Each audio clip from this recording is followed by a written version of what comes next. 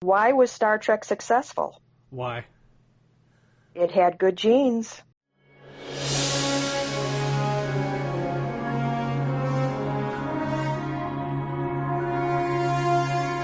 Good morning, Internet! This is The Final Frontier, a Treksphere podcast for all your fun fan film facts and figures. I am Bill Allen, a.k.a. the guy in the red shirt, and joining me in the studio today is our fearless leader, Adam Mullen. Hello, hello. And our special guest today, Monday's warrior, a mean, mean ride, Lezlie Sawyer has a mean, mean stride. You got it. You know that. Well, do we want to go over news, or do we just want to jump right into the interview? Let's see. The third Trek short recently hit. Mm-hmm. And by the time this comes out, the fourth one might have already hit too. They're just moving right along.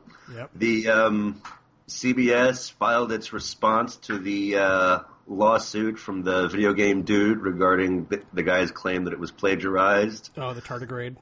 Yeah, the short version, they said it all in nice, proper legalese, but the short version is this dude's lying. We didn't rip nothing off. We have no clue who he is. He's making it all up, and this whole case should be dropped.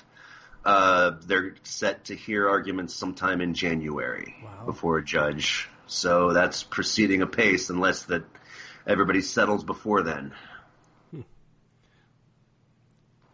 Do we have any other news? I think that's it. All right, that's pretty short.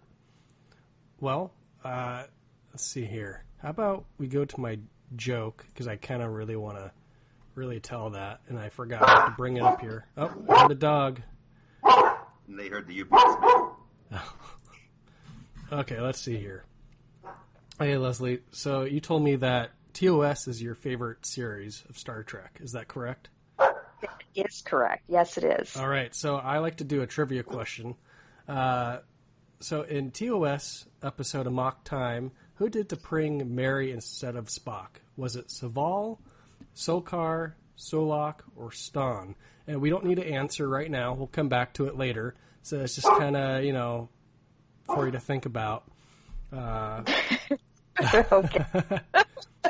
Mull it over, right? Yeah, just in case you need that time. Shall we jump right into the interview? Sure. Let's just go jumping right in. All right, since our time is limited here. Okay. All right, so how did you first get into Star Trek?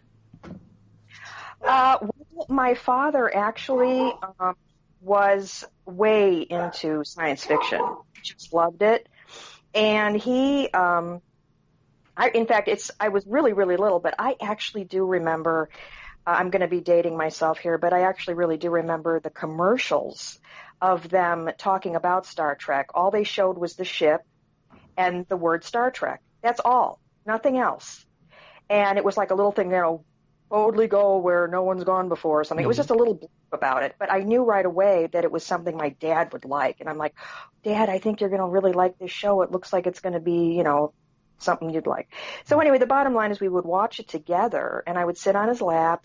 I didn't understand what was going on at all. And I remember I bugged him to death with it. Like, how come he did that? What's going on? And he would just say, okay, would you just be quiet and let me watch the show? I'll explain it later. I'll just explain it later.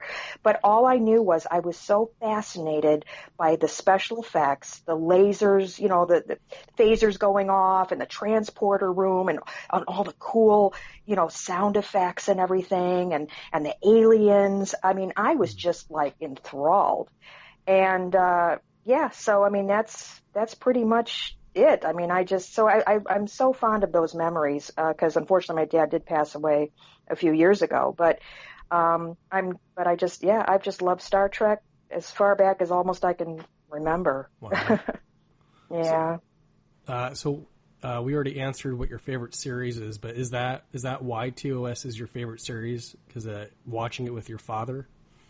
Yeah. I mean, it's your childhood. I think for anybody, whatever age they are at, whatever their first series was, I would think probably ends up just being their favorite. I mean, I could be totally wrong about that, but it's just, yeah, I mean, there's something about TOS that is very near and dear to my heart, and it'll always be seriously just, my favorite series.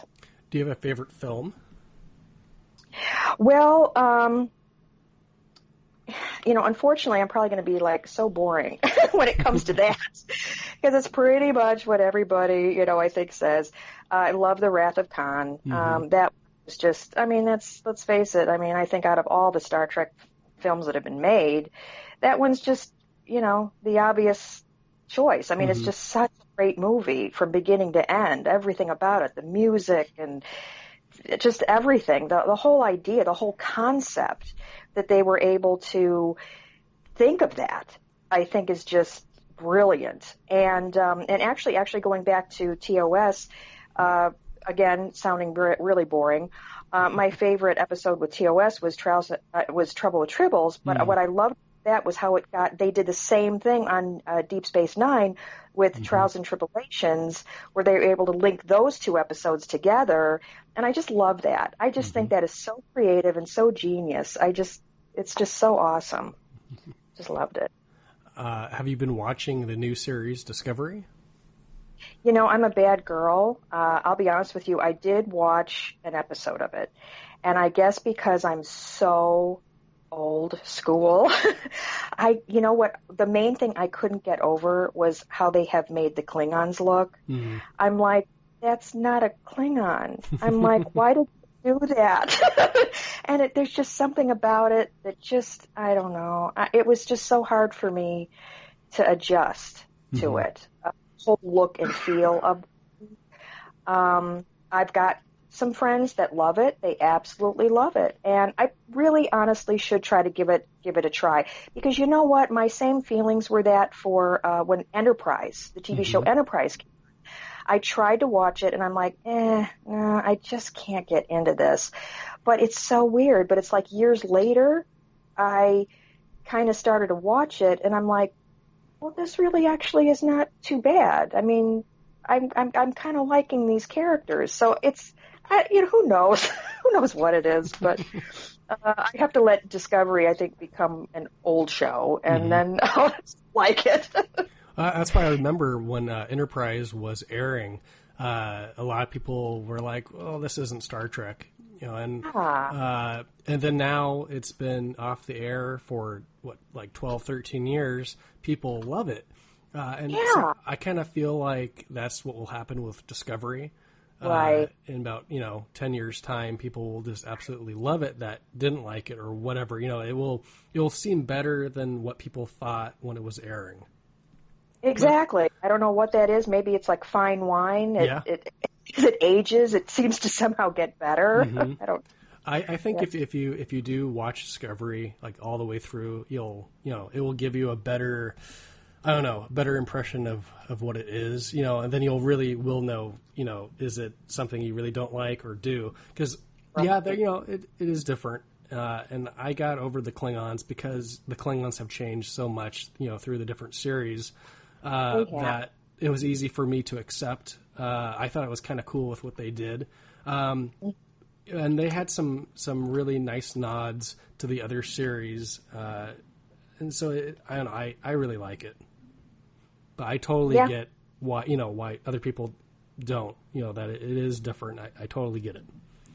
Yeah, well, it wouldn't surprise me at all if in a few years I'll probably binge watch it and I'll be like, oh my God, this really was a really good series. Bill, do you have any questions? Not yet. But I mean, I agree. Star Trek always is ahead of its time. It takes about 10 years for people to appreciate something that's come out. Yeah, that's a very valid point. I think Star Trek, that's why when TOS came out, the ratings were terrible. It was ahead of its time. I feel like Star Trek it's always ahead of its time. Yeah. That's why people have to kind of catch up to it to then appreciate it. It's kind of interesting. Yeah. So moving right along here, how did you become involved with the Sons of Kirk? Well, you know what? I got to tell you, social media is a wonderful thing. I had the most interesting experience. I am an aspiring actress, and so on my Facebook page, I put down there that I'm an actress, along with other things. I'm also a certified snake handler, and I'm also a falconer and a cosplayer. So I'm kind of a jack of all trades. Yeah. But anyway, I don't know if it was because of that I put down that I'm an actress. Who knows? I don't know what it was. All I know is that one day a gentleman, sent me a friend request, not a friend request, but anyway, I'm like, oh, okay, but I saw, what I always do is I don't just instantly click, okay, I'll be your friend. I go on their page and just to make sure. So usually what I like to do is I will accept friend requests if it's someone who is geek, like maybe they're a cosplayer, or they're an actor, they're in the business. Well, it turned out, he said he was an actor and all that. So I'm like, okay. So I accepted his friend request and he started talking to me, and it was just, just like getting to know you, whatever, that kind of thing. He's like, I see you, you're going to want to be an actress and all that stuff. And yeah. So it was just all small talk. And then one day in my news feed, I see this picture of him dressed like Saval.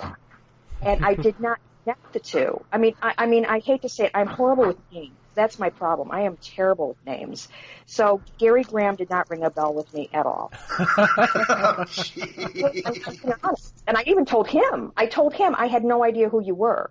And he's like, well, to be honest with you, I'm really glad that you didn't know who I was, because it's like a genuine friendship. I mean, you wanted to talk to me just because you thought I was an actor or whatever. You didn't realize really who I was. So he's like, I'm actually glad you didn't know who I was. And because we had already kind of become friends on Facebook. And I'm like, oh my God. Then I'm like, I'm trying not to be freaking out. Okay. And I'm like, oh, okay. Oh my God, this is the guy. Oh my God. I had no idea, But anyway, it was really kind of cool because, he got a sense with my personality, with the, doing the cosplay and all that kind of stuff, that I was, a really nice, genuine, down to earth, person. And, so it was just weird. He eventually said, would you be interested in, being my personal assistant when I do, Las Vegas, when I'm in Las Vegas. And, I also told him about, Treklanda. And it just so happened, it was just a fluke in a way. He actually had to come to Atlanta for a movie premiere. He was in the movie Champion, which is an excellent movie, by the way. Anyway, he had to come here because it was filmed in Georgia. And it just so happened that weekend when he had to go to that film premiere, Treklanda was going on. So I ended up being his personal assistant at Treklanda for that. And then, he asked me, would you be interested in helping me out in Las Vegas? And I'm like, yeah, sure. And so, the rest of they say is history. It's like I went out there a couple of years ago and helped him with that. And he was, really happy with, how well I was able to handle things and how well I was able to handle, the fans and dealing with all that stuff and keeping things organized. And his band, that's how I discovered his band, because they are actually the house band for the Las Vegas convention. And they are amazing. They are so good. So I came up with the idea. I actually said, Gary, I have a Sith cheerleader costume. I'm actually a Sith cheerleader. I have to admit, I am a cheerleader for Darth Vader. I'm a jack of all trades. Okay, and so I said, because you have T-shirts for the Sons of Kirk band that they wear, and I said, the colors of your shirt match the skirt for my cheerleader. How about, can I be a cheerleader for the Sons of Kirk? I've never heard of a band that have cheerleaders associated with them. And he loved that idea. He was like, oh, yeah, that's really great. So I actually have gotten some other gals involved. And last year, we actually, routine, while his band was playing up on stage, we went we went in front of the stage and we did like a little rock and roll thing with our pom-poms, and we're dancing around, and oh God, it was hysterical. It was really hysterical. So we started the Sons of Kirk cheerleader squad. That's awesome. So, yeah. So, that's what I'm about. So how long ago was it that Gary contacted you? Oh my gosh, I'm thinking about maybe 3 years ago, something like that. Yeah. So yeah, we're buddies. We're just friends, and you know, he's such a great guy. He's so nice to his fans, and I just feel honestly just blessed and really privileged. It's like the whole thing just sort of fell in my lap. Mm-hmm. You know what I mean? And it's just one of those kind of amazing things that ended up happening to me, and I'm actually really, really grateful. And the other thing too that what happened is now, you know, because we're friends, he's dealing with this thing with you know, Axanar, mm-hmm. and he was in town recently for that, and I was his personal assistant when he went to Axicon. And you know, they're working on it, and so as a result, you know, I actually got to meet all the people that are involved with making Axanar, oh, wow. Alex and mm-hmm. some of the, you know, people, and so I became like a volunteer. One of the people that's working on the sets said, "Hey, would you like to come on out? And you know, I can give you a tour of the set if you want." Or you know, I said, "Well, hey, I would love to." If you guys need any help, I mean, there's not like a lot I can do. I know how to paint, you know, but they said, hey, no, we can put you to work. So yeah, I mean, I'm going to go out there and, cause this set is actually here in the Atlanta area. And I actually used to live in the suburb of where the set is, years ago. And so yeah, I'm going to go out there and help them with, putting the Axanar set together. Very cool. But yeah, so I mean, it's really interesting how all this stuff happens. Mm-hmm. So I'm going to take a wild guess here and say that Saval is your favorite Enterprise character. Oh yes, absolutely. Oh yeah, Saval is definitely the guy. He is the go-to for sure. I think. At first, when he was introduced, you know, I didn't like him as a character because I thought, well, he's kind of, you know, he's that stereotypical Vulcan. But as the series went on, I was like, you know, I really enjoy Saval, and I wanted to see him more. I think Gary did a really good job portraying that character. Yeah, you know, I did too. And what is so fascinating, again, you know, when I get to go to these conventions with him, I'm not always privy to seeing him in his panel because I have to be at his table. Mm-hmm. But there have been a couple of times where I've actually been able to go see him in a panel, and he will talk about what happened with that whole thing. And he said that when he was offered the role of Saval, the day of the shooting, he actually said, was talking, oh God, you know, again, I apologize, I'm so horrible with names. He was talking to the director, and he said, you know, look, how do I act? He's like, I'll be honest with you, I didn't really watch Star Trek. I'm not quite sure. He had a very hard time getting a handle on the character and actually how he should portray Saval.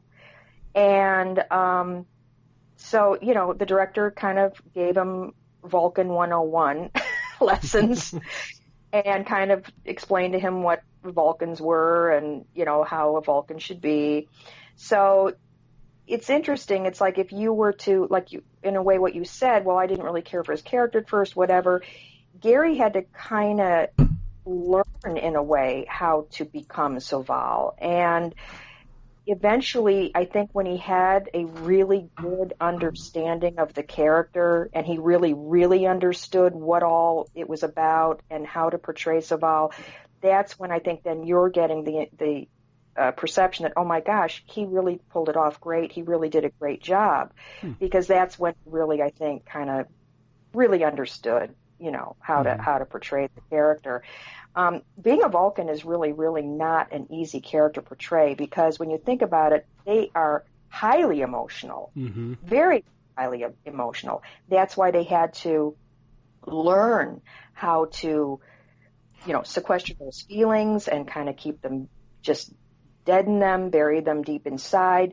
But they're, no, they're not kidding anybody. Okay. Those feelings are still there. They really are, so you kind of have to act like you have emotion, but yet not. Mm-hmm. It's, so I think it's actually a very difficult character to portray well. Yeah. To portray well, yeah, Mm-hmm. yeah. Bill, do you have any follow-up questions? I don't know. I will just say it took me a while to get into liking Saval because it's like I remembered Gary Graham from playing Detective Sykes on the Alien Nation series, and I just kept thinking, I want more Sykes.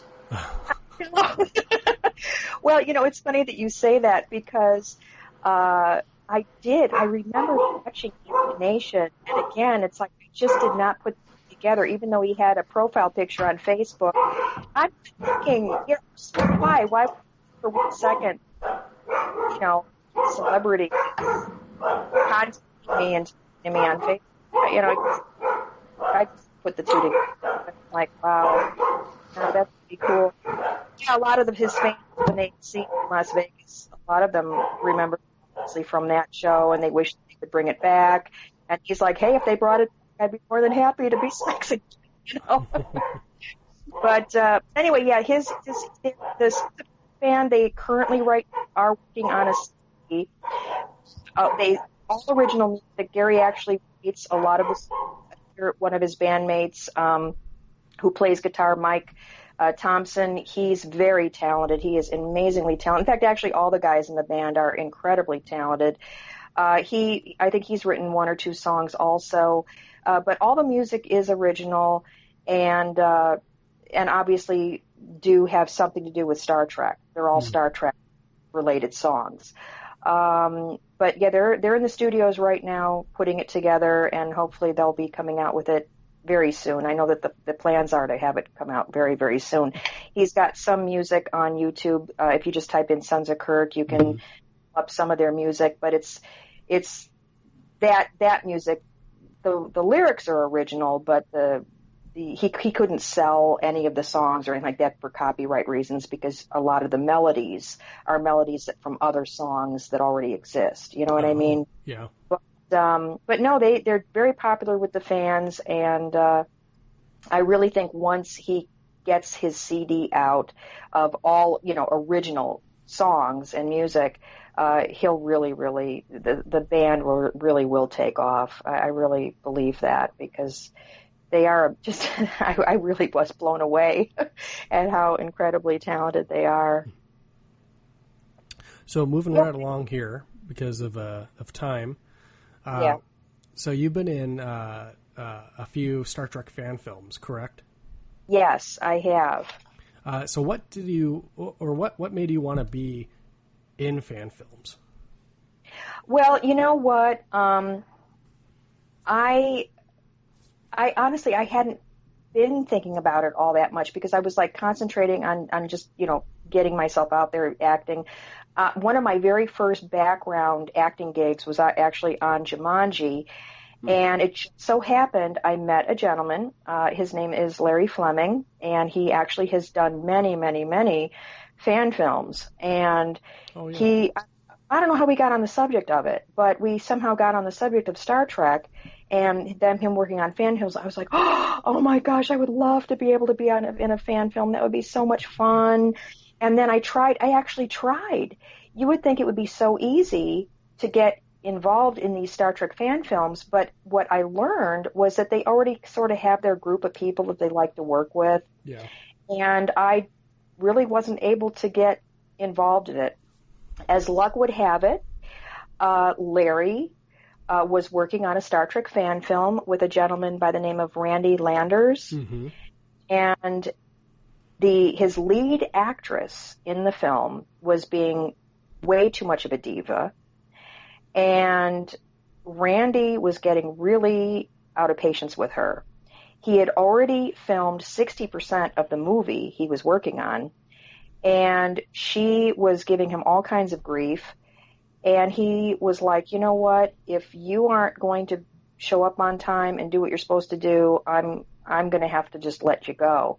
She's like, you will never let me go because you've already shot most of this film, and who in the world would you be able to find to replace me? And that was the straw that broke the camel's back. And he said, you know what? You're fired. Wow. And she couldn't believe it. But anyway, at that point, Randy's freaking out because he's like, I have to finish making this movie, and now I've got to start from scratch all over again with a whole other actress. And he was talking to Larry about what happened, and Larry said, well, you know what? I know this gal who would be perfect for the role, and she's dying to be in a Star Trek fan film. So then Randy, he gave him my information, and Randy contacted me and said, you know what, filming, I've got to film it this coming weekend. I know this is really short notice for you. It was only 5-day notice. And he's like, I can send you the script. So in 5 days, I had all this dialogue I had to try to memorize. And it figures that whole week I was working on, because I'm core background on Dynasty, which means I'm just always on that show. But I'm a house staff, which is I'm a maid for the Carringtons. But anyway, I was on that on Dynasty all week, and I'm like, okay, I told him I would do it, that I could do it. But yeah, that was quite a hustle for me to try to be trying to learn all that dialogue, and I'm working on another show, and then I had to drive to Alabama, which is about 2.5 hours away from me, is where Randy lives. But we did it. We got it done. And Randy was extremely happy with how it turned out. So if anybody wants to see the episode, it's called Crown Jewels of Xantharus. No, it's really a crazy last. It's Xantharus. So I think it's pronounced Xantharus is how it's pronounced. But it was a lot of fun. I had a ball. And then, as I say again, I mean, it's just amazing how then it was a domino effect. Then other directors started hearing about me, and I got contacted by another gentleman who actually just got done making his very, very first Star Trek fan film, which has become a huge, huge hit. He's got, gosh, I think he's close to about 150,000 hits, and it's only been out for just, I think maybe 3 weeks now, something like that. But yeah, his name is Joshua Michael Irwin, and he filmed a movie called Ghost Ship. Mm-hmm. And it's fantastic. It is really, really good. But when he contacted me, of course, I'm going to sound like somewhat of a diva at this point. He was like, I want you to be background. I really need a zombie, and I am a very good zombie. I've been on Walking Dead and everything, but he wanted me just to be like the lead zombie, and I'm like, oh, but I really want dialogue. And he's like, I promise you that if you do this for me, the next movie I do, you're going to have dialogue. Okay, I promise. I'm going to have you be, communications officer. And I was like, okay. I mean, it sounded like it was going to be a really good quality production. He sent me his reel. He is a cinematographer. He really does know his stuff. And it was going to be filmed at Stage 9 Studios, which is in Kingsland, Georgia, mm-hmm. which, by the way, is amazing. I'm sure a lot of your listeners are very familiar, have probably heard of Stage 9 Studios. Mm-hmm. Tessie runs it, and what an amazing experience it was. Those stages, you feel like you really are on the set of TOS, because just the minutest details. It gave me goosebumps. I almost actually got very teary-eyed. It was just so amazing. So yeah, it was an amazing experience. Absolutely loved filming that with Joshua. Everybody on board was so very, very professional. Yeah, it was just great. In fact, the captain, Tyler Donovan, was really, really good. He plays the part of Captain Derek Mason, and he made an excellent captain. And Victoria Fox, she is amazingly talented. She also played a great part in that movie, and I was able to actually bring her on board with another fan production that's going on. There's not a lot that I'm allowed to talk to about it. I can talk a little bit about it, but I'm also going to be now involved in a audio series. Zahir Al-Daud is doing a audio show called Chronicle. Mm-hmm. So it's a fan audio production, which will be out in the summer of 2019. And he was having a very difficult time actually finding the right voices for the characters. And I am going to be a Vulcan. My character's name is Vanel. So I actually talked to Gary, and I said, Gary, I think you're going to have to give me some pointers on how to be a Vulcan. And he said, well, the only pointers I can give you is they do have pointy ears. And I'm funny. You're really funny. Ah. But I'm really looking forward to Chronicle. I've read some of the scripts that Zahir has sent me, and they are really, really good. In fact, I'm wishing that it could be an actual fan film, because it's like you're on the edge of your seat with what's going on in it. But yeah, I brought Victoria Fox in because again, Zahir was having a really difficult time with a couple of the characters. He's like, do you know anybody? And I was like, well, I just got done working with Victoria on Ghost Ship, and she actually she produced Ghost Ship and worked with Joshua on that. And she's also a very good actress. And he was like, okay, well, ask her if she'd be at all interested. So the bottom line is she auditioned for one of the characters, and he thought she was fantastic. So I just think it's so interesting how we can all kind of help each other. You know what I mean? In this business, one person knows one person, and then little by little, it's really cool. But yeah, so I'm really, really excited about Chronicle because I think it's going to be a really, really great show. The scripts are excellent. So full disclosure, we interviewed Randy Landers it was a year ago. We interviewed him, and then we interviewed Ray Tessie a couple times several months ago, and then we interviewed David McDowell Blue, a.k.a. Zahir, back in September about Chronicle. Oh, see? It's like it's almost like we're family. We're all family. You guys are family. I'm just here to do the name dropping. It's like, I met so-and-so from such and such fan film. Well, you really should. I'm not kidding you. You really should probably interview Joshua Michael Irwin, who just got done, doing this thing with the Ghost Ship. He's also going to be filming another Star Trek fan film. He did tell me his plans to do that is he's going to be starting up again late February.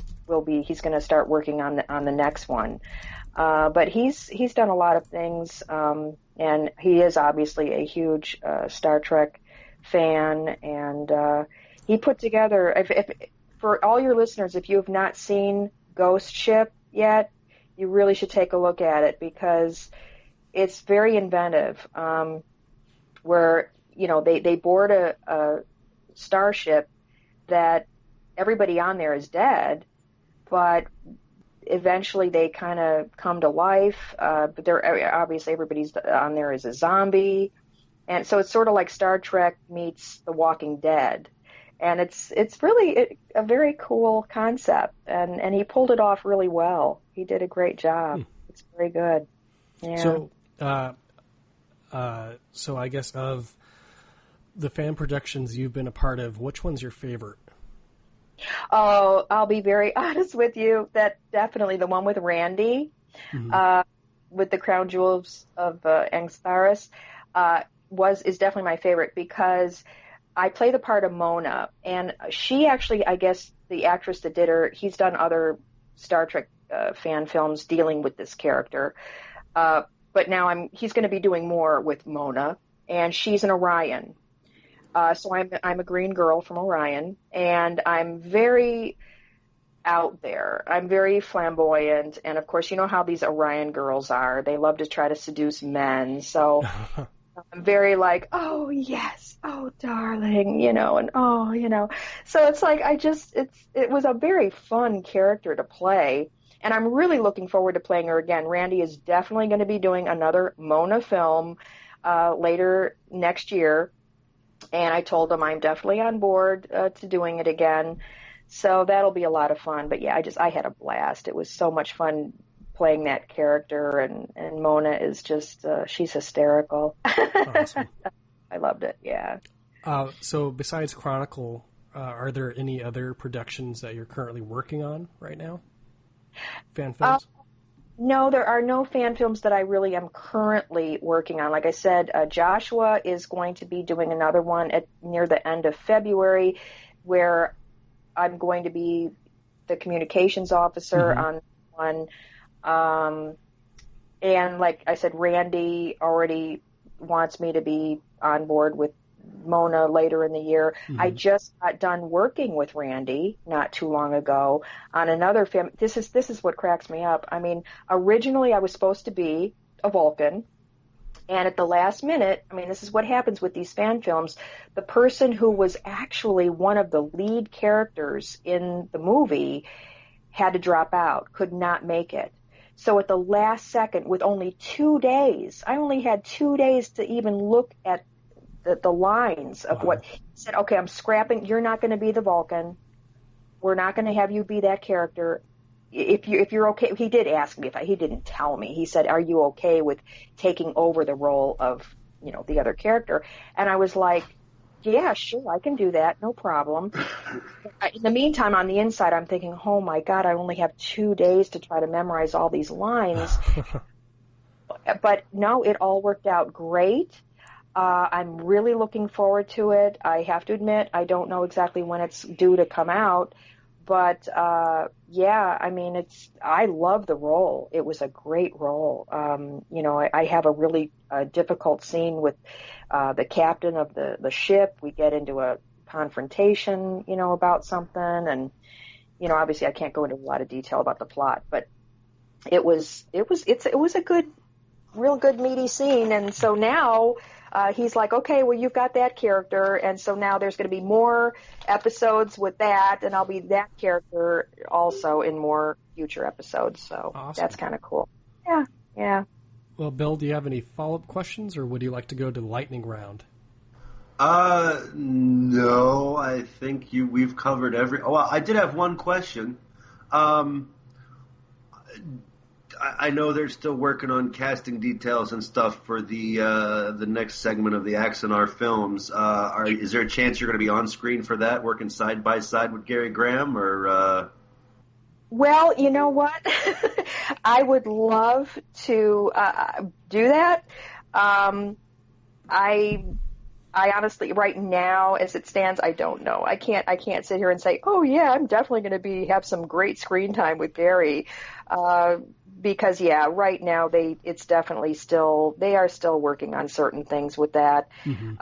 But they know that I would love to be a part of it, and Gary would love for me to be a part of it also. So we'll see, we'll see. But I just feel very privileged that I can go to that set and even work on it, and that I can be a part of that in any way, shape, or form, even if it's just I end up just helping out with painting the set or something like that, But no, I mean, hey, fingers crossed, I have a feeling I might be able to find myself on it.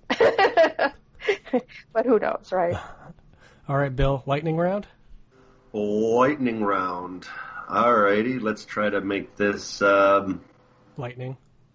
Lightning, yeah, all right. Since you were a quote-unquote cheerleader for a band, Laker Girls or Dallas Cowgirls? Dallas. All righty, ew, okay, but okay. And since it's a rock band, AC/DC or Metallica? I'm going to go with Metallica. All right. And you're working on Dynasty, but what's your favorite? I mean, it's a nice remake, but what's your favorite of classic soaps? Oh my gosh, my favorite classic soap, As the World Turns. It's like I used to like General Hospital because they had a Bond supervillain in it. It was awesome. Well, actually, I got involved with As the World Turns because they had a. Gosh, I don't want to be politically incorrect. They had a little person. Is that okay to say? Yeah. I hope. Yeah. Yes. A little person. And he was a bad guy, and he was called Mr. Big, which I thought that was hysterical. And so that's actually how I started to watch As the World Turns. Yeah. Okay. Yeah, I got hooked on the exploits of Stefano during One Harsh Winter. It's like, the dude's a frickin' Bond villain, kidnapping people, mind-wiping them, programming assassins, secret underground lairs. Oh my God, this is awesome. You remind me, that's Dark Shadows. Actually, Dark Shadows is my all-time favorite soap opera. That show was fantastic. Dark Shadows. Barnabas Collins rocks. He rocks. Is that it for the lightning round, Bill? One more lightning round question, since you've kind of run the gamut on fan film and fan film projects. You've done the Ghost Ship semi-zombie story. You know, you've done Chronicle. You've done a couple others. Ideal Star Trek story you'd like to see or do in a fan film? Oh my gosh, ideal. Well, you know what? Unfortunately, if it was something ideal, I did a movie. It's not out yet. It's an apocalyptic film, and I die in the arms of my daughter. And I don't know what it is about that, but I love death scenes. It's like if I could be involved in some sort of wonderful scene where, like that great scene where Kirk dies. You really see Kirk die, you know, and there's Picard right there and everything. Mm-hmm. Oh my God. For me, I would love that. It's like, but then the problem is, well, you know what? It's not really a problem because then you could have some sort of a thing where you travel in time and you could change the whole destiny around and then I don't die, you know? Or you could just be, you know, one of 9 kids in this family and you get to die 9 times. Yeah, something like that, you know? So you want to be the red shirt. That's cool. I do. I love it. It's awesome to die. Weird. No, deep down, we all want to be red shirts. Yeah. Yeah. I have a lightning question. So, since TOS is your favorite series, but Enterprise has a special place in your heart, Kirk or Archer? Who's your favorite captain? Oh gosh. Oh. I really do like them both. I like them both a lot. Oh my God. Actually, that's a real tough one. Maybe by a slight hair, I'm still going to go with Kirk. Mm-hmm. But it's just not by much. Not by much. It really isn't. No, I mean, I like Archer a lot. I really do. Archer probably is the closest captain to being the next Kirk. Yeah, I would agree. I really would totally agree on that. Mm-hmm. Yeah. All right, so let's move on ahead to the trivia question. So it was in the TOS episode of Mock Time. Who did T'Pring marry instead of Spock? Was it Saval, Solkar, Solok, or Stan? Stan. I'm going to say Stan. Yep, you're both right, Stan. Then the bonus question is, who played Saval? But, you know, we already know that. That's kind of the hook. Who was that? Who was that strange man? Oh, he's that guy. Yeah. Admiral Graham. Sorry, I was watching Down Periscope over the weekend, and I am terrified that someday I may get an opportunity to interview Gary Graham, and I'm going to do that bit, Admiral Graham from the Down Periscope movie. That is such a cute movie. I love that movie. It's really cute. All right, now where did you pull? Because I recognize Soval, of course, was one of the possible answers. Stan was the correct answer. Sokar is one of the bad guys from Stargate. What was the fourth? What was that other choice? This Sokar is Spock's. What is he? Okay, so I'll start with Solok. Solok was the Vulcan captain who played, I'm pretty sure, he played baseball against Cisco. He led that Vulcan baseball team. And then Sokar, let's see here, I want to make sure I get this right. He's Spock's grandfather, or is it father? No. The guy who landed in First Contact. Yeah, so he... Okay. So Sokar, according to Memory Alpha, was the first Vulcan bastard to Earth.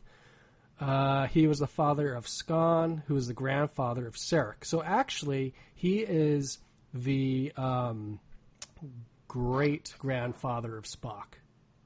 Well, he wasn't that great, because we can barely remember his name, but I don't know. How great could he have been? So there you go. There's the answers. Shall we wrap it up? Because I know you both have to leave very soon. Yes. Thank you for joining us again, guys and gals. This has been another exciting episode of The Final Frontier, a Trexsphere production. Join us next time for fun fan film facts and figures, and I got to come up with more F words for this bit. And I need appropriate F words. Let's see, another F word, Facebook, where you can like and follow us. Also, you can find this in the iTunes Store and on Google Play and on YouTube. Are we on Google Play? Yes. Yes. All right. I thought so. Yes, we're on Google Play, we're on the iTunes Store, and we're on YouTube. So I'd like to thank Adam Mullen. Oh, you're welcome. Special thanks to our guest, Lezlie Sawyer. Oh, thank you very, very much, and live long and prosper. And I am Bill Allen, a.k.a. the guy in the red shirt, and this has been The Final Frontier. Please join us next time as we lead our ragtag fleet on a long quest for a shining beacon known as Earth.